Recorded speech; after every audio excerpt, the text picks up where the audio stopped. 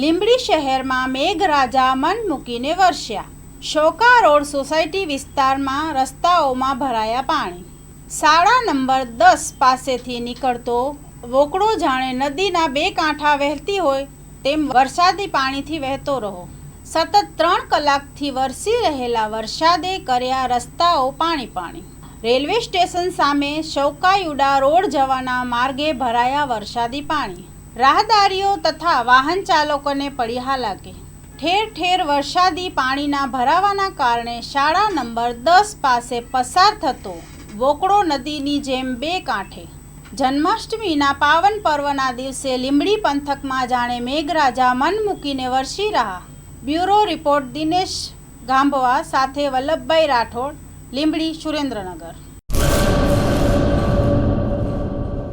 શું તમને ખબર છે ડેન્ગ્યુ તાવ એડિસ ઇજિપ્તી મચ્છરો દ્વારા ફેલાય છે। એડિસ ઇજિપ્તી મચ્છર દિવસે કરડે છે।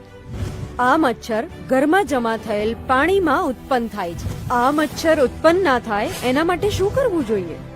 દર રવિવારે માત્ર 10 મિનિટ ફાળવીએ અને મચ્છરોને ઉત્પન્ન થતા અટકાવીએ।